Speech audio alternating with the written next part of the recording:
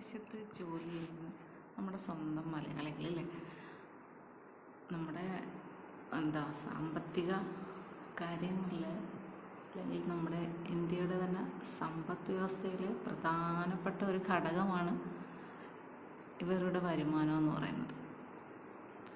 അപ്പം അതുകൊണ്ടാണ് നമ്മൾ എന്തെങ്കിലും ഒരു പ്രശ്നങ്ങളൊക്കെ ദുരന്തങ്ങളൊക്കെ ഉണ്ടായാൽ നമുക്കറിയില്ല, നമ്മുടെ മുഖ്യമന്ത്രി മീൻസ് ഗൾഫ് രാജ്യങ്ങളിലേക്കൊക്കെ പോയി, അമേരിക്കയിലൊക്കെ പോയി നമ്മുടെ മലയാളികളെയൊക്കെ കണ്ട് സഹായമൊക്കെ ചോദിച്ചിട്ട് വരുന്നേ.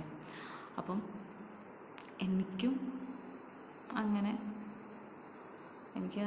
ആങ്ങളമാരുണ്ട്. എൻ്റെ സ്വന്തമായിട്ടൊരാൾ, പിന്നെ അച്ഛൻ്റെ ജ്യേഷ്ഠൻ്റെ മക്കൾ. അവരിൽ 3 പേരും വിദേശത്ത് പോയിട്ടുള്ളവരാണ്. ജോലിയുടെ ഭാഗമായിട്ട് പോയിട്ടുള്ളവരാണ്. പിന്നെ എൻ്റെ അമ്മാവന്മാർ 2 പേരും വിദേശത്ത് ഉണ്ട്. പിന്നെ ചേച്ചിയുടെ 2 ചേച്ചിമാരുണ്ട്, അച്ഛൻ്റെ ജ്യേഷ്ഠൻ്റെ മക്കൾ. അപ്പം ആ ചേച്ചിമാരെയും കിട്ടിയിരിക്കുന്നതും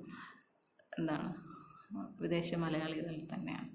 2 പേരും ഇപ്പം ഇവരെല്ലാവരും തന്നെ നാട്ടിൽ കുടുംബമായിട്ട് താമസിക്കുന്നു. ഇപ്പോൾ ആരും പോയിട്ടില്ല, എല്ലാവരും തിരിച്ചിങ്ങ് പോന്നു.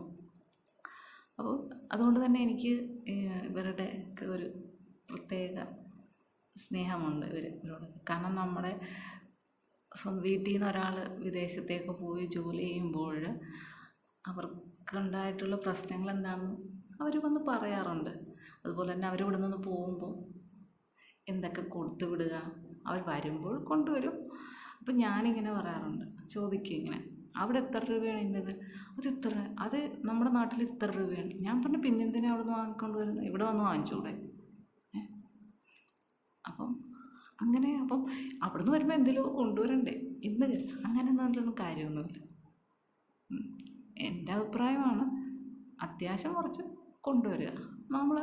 നമ്മൾ എത്ര ഇതെന്ന് പറഞ്ഞാലും നമ്മൾ ഈ നാട്ടിലെ കാലാവസ്ഥയല്ല എന്തായാലും അവിടുത്തെ, അല്ലേ, ഇവിടുത്തെ ജീവിതവുമല്ല, ഇവിടുത്തെ കാലാവസ്ഥയല്ല, ഇവിടുത്തെ ആഹാരവുമല്ല. അപ്പം നിങ്ങൾ നന്നായി വിയർപ്പ്, നിങ്ങളുടെ ചോര നീരാക്കുക എന്ന് പറയുന്നില്ല, അതേപോലെ കഷ്ടപ്പെട്ടുണ്ടാക്കുന്ന കാശാണ്. അപ്പോൾ നമ്മളത് വേണ്ട വിധത്തിൽ തന്നെ കൈകാര്യം ചെയ്യണം.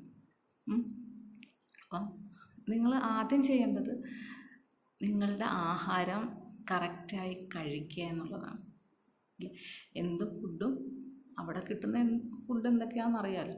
അപ്പോൾ അതൊക്കെ നമുക്ക് കൂടുതലായിട്ട് കഴിച്ചാൽ ഉണ്ടാകുന്ന പ്രശ്നങ്ങൾ പറയും. അത് നമുക്ക് തനിയെ പാകം ചെയ്യാൻ പറ്റുന്നതാണ്. എനിക്ക് അങ്ങനെ വലുതായിട്ട് പറഞ്ഞു തരാൻ അറിയത്തില്ല. ഞാൻ ഒരു മീഡിയം ടൈപ്പ് കുക്കിംഗ് അത്രയേ ഉള്ളൂ.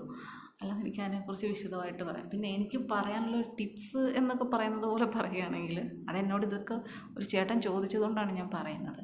ഈ പറയുന്നത് വെച്ച് കഴിഞ്ഞാൽ, നമ്മളെപ്പോഴും കുക്കർ കണ്ടിരിക്കുക. ചെറിയൊരു കുക്കർ, ഒരു വലിയ കുക്കർ. നമ്മൾ ഒരാൾക്കൊക്കെ ഫുഡ് ഉണ്ടാക്കുന്നുണ്ടെങ്കിൽ ഒരു 1-ൻ്റെ ഒക്കെ ഉണ്ടല്ലോ കുക്കർ, ചെറുത്. അത് നമുക്ക് കറി വയ്ക്കാനായിട്ട് ഉപയോഗിക്കും. അതിൻ്റെ തൊട്ട് വലുതൊരു 3 ലിറ്ററിൻ്റെ ഒക്കെ ആകുമ്പോൾ നമുക്ക് ഒരു നേരം ആഹാരം കഴിക്കുകയാണെങ്കിൽ എന്തും ആയിക്കോട്ടെ, ഒരു നേരത്തെ ചോറ് വയ്ക്കാൻ പറ്റും. അത് നമുക്ക് പിറ്റേ ദിവസം രാവിലെ പഴങ്കഞ്ഞിയായിട്ട് കഴിക്കാൻ താല്പര്യമുള്ളവർക്കാണെങ്കിൽ, നല്ല ചോറാണെങ്കിൽ അതിങ്ങനെ വെച്ചേക്കുക. പാലൊക്കെ മേടിച്ച് ഇത്തിരി ഉറയൊക്കെ ഒഴിച്ച് വയ്ക്കുന്നവരാണെങ്കിൽ അതൊക്കെ നമ്മുടെ ശരീരത്തിന് നല്ല കാര്യങ്ങളാണ്. ഈ തൈര്, മോരെന്നൊക്കെ പറയുന്നത് നമ്മുടെ വയറിനുള്ളിലുള്ള പ്രവർത്തനങ്ങളൊക്കെ ശരിയായ രീതിയിൽ നടക്കാനായിട്ട്, ദഹന പ്രക്രിയ, അതിൽ തൈരിലൊക്കെയുള്ള ബാക്ടീരിയാസൊക്കെ നമ്മളെ അതിനു വേണ്ടിയിട്ട് സഹായിക്കുന്നവയാണ്.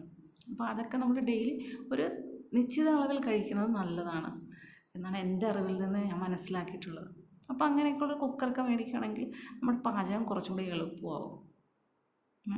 നമുക്ക് രാവിലെ ഫുഡ് ഉണ്ടാക്കിയിട്ട് പെട്ടെന്ന് പോകേണ്ടതൊക്കെ ഒരു അവസ്ഥയുണ്ട് ജോലിയുടെ ഭാഗമായിട്ട്. അപ്പോൾ നമ്മളിതൊക്കെ പെട്ടെന്ന് ചെയ്ത് തീർക്കേണ്ട കാര്യങ്ങളാണ്. അപ്പോൾ അതിനൊക്കെ നമുക്ക് ഈ വക കാര്യങ്ങളൊക്കെ, പിന്നെ അച്ചാറുകളൊക്കെ ഉപയോഗിക്കുന്നത് നമ്മൾ ശ്രദ്ധിക്കണം. നല്ല എണ്ണയിൽ തന്നെ ഇട്ട് നല്ല രീതിയിൽ, പുറത്തുനിന്ന് വാങ്ങിക്കാതിരിക്കുക, വീട്ടിൽ നിന്ന് കൊണ്ടുപോകുക. അല്ലെങ്കിൽ നമുക്ക് തനിയെ ഇപ്പം ഒരു പുതുതായിട്ട് കുക്കിംഗ് ചാനലിൻ്റെ ആവശ്യമില്ല. ഇഷ്ടം പോലെ കുക്കിംഗ് ചാനലുകളുണ്ട്, ഏത് രീതിയിലുള്ളത് വേണമുണ്ട്.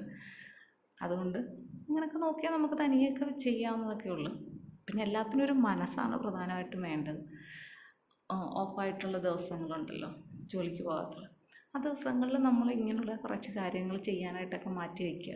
നമ്മൾ വിചാരിച്ചാൽ നമുക്ക് ഇതൊക്കെ സുഖമായിട്ട് കൊണ്ടുപോകാനൊക്കെ പറ്റും. ഇപ്പം കൂട്ടുകാരെല്ലാം കൂടെ താമസിക്കുകയാണെങ്കിലും എല്ലാവരും കൂടി ഒന്ന് ശ്രമിച്ചു കഴിഞ്ഞാൽ നല്ല ഫുഡ് നിങ്ങൾക്ക് 3 നേരം കഴിക്കാൻ പറ്റും. അതെല്ലാവരും കൂടെ നിങ്ങളെല്ലാവരും കൂടെ കൂടിയിരുന്ന സംസാരിക്കുന്ന സമയത്തൊക്കെ ഇതിനെക്കുറിച്ചൊക്കെ ചർച്ച ചെയ്ത് തീരുമാനിക്കാൻ പറ്റുമെന്നൊക്കെയാണ് എൻ്റെ ഒരു അറിവ്. പിന്നെ വിട്ടുവീഴ്ച മനോഭാവം വേണം. ഇന്നൊരാൾ ചെയ്താൽ പിറ്റേ ദിവസം മറ്റൊരാൾ ചെയ്ത് അങ്ങനെ അങ്ങോട്ടും ഇങ്ങോട്ടും വഴക്കൊന്നും ഉണ്ടാകാതൊക്കെ പോകാൻ പറ്റുമെന്നുണ്ടെങ്കിൽ നല്ലൊരു കാര്യമാണത്. എനിക്ക് കുക്കിനെ കുറിച്ച് കൂടുതൽ പറയാൻ എനിക്ക് അങ്ങനെ അറിയില്ല. ഞാൻ പെട്ടെന്ന് ആഹാരം ഉണ്ടാക്കി എടുക്കാനുള്ള ശ്രമം ചെയ്യുന്നൊരു വ്യക്തിയാണ്. ഒരുപാട് നേരം അങ്ങനെ ഒരു കറിക്ക് വേണ്ടിയിട്ട് ചിലവാക്കുക അങ്ങനെയൊന്നുമില്ല. അതുകൊണ്ട് എനിക്കിങ്ങനെ കൂടുതൽ പറഞ്ഞു തരാനും അറിയില്ല. അതാണ് ചേട്ടാ ഞാൻ അങ്ങനത്തെ ഒരു വീഡിയോ ഒന്നും ചെയ്യാൻ മുതിരാത്തത്. നമുക്ക് അറിവില്ലാത്ത ഒരു കാര്യത്തെക്കുറിച്ച് കൂടുതലായിട്ട് അറിവില്ലെങ്കിൽ നമ്മൾ അതിനെക്കുറിച്ച് സംസാരിക്കാൻ പാടില്ല. കാരണം തെറ്റുണ്ടായാൽ കേൾക്കുന്നവർക്കും ബുദ്ധിമുട്ട്, പറയുന്ന എനിക്കും ബുദ്ധിമുട്ട്. അപ്പോൾ എനിക്ക് കുറച്ചെങ്കിലും അറിവുള്ള കാര്യങ്ങളെക്കുറിച്ച് സംസാരിക്കാനാണ് എനിക്കെപ്പോഴും താല്പര്യം. അതുകൊണ്ടാണ് ഞാൻ അങ്ങനത്തെ ഒന്നും ശ്രമിക്കാത്തത്. ഓക്കെ.